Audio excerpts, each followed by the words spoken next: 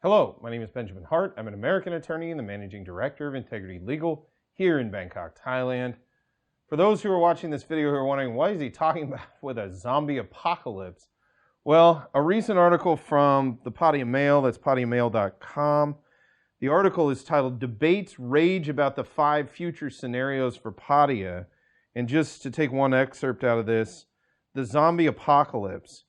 This ultra-pessimistic view, much loved by some keyboard warriors, assumes that Pattaya's tourist collapse is permanent as the coronavirus ravages will go on and on.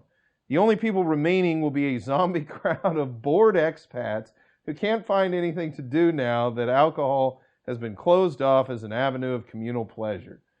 A variation on this theme is the ghost city future in which padlocks, crumbling edifices, and pneumatic drills become the new normal throughout Pattaya and Jomtien.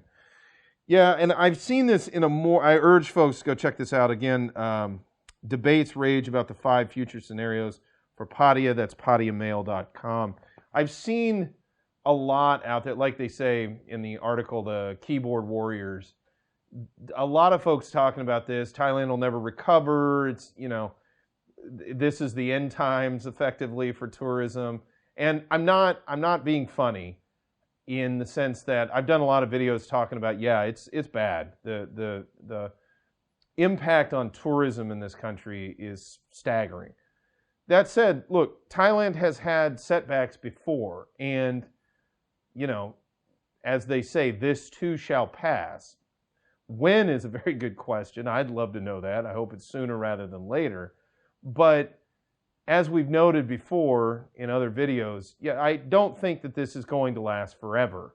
And in fact, people were just, in my opinion, maybe were a little bit unjustifiably optimistic back at about the halfway point of the year, back right about Songkran, right before we went into this most recent prolonged lockdown. And hopefully we've learned some lessons, most notably that perhaps lockdown is not the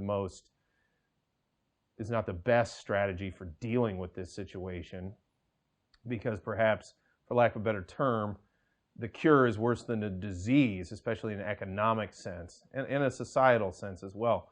But setting all of that aside, yeah, I think going back, we may have been a little bit more optimistic than we otherwise should have been. And I mean everybody. I think there's been a lot of blame cast about it, various actors, especially in the government. And government certainly, they have some responsibilities, especially with respect to policies they promulgate.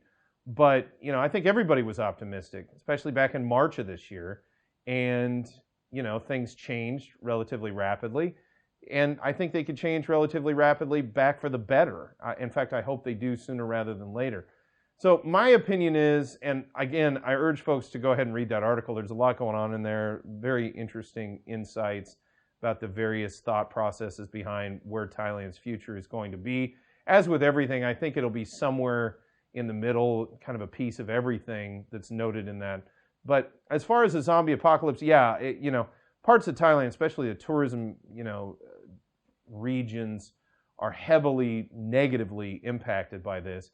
But things change, things pass, and hopefully, I think we're hoping we're seeing a dawning of at least some more opening up here in Thailand, some more easing, so that we can go into what is usually described as the high season. We can go into the high season with some more hope than we've had the past few months.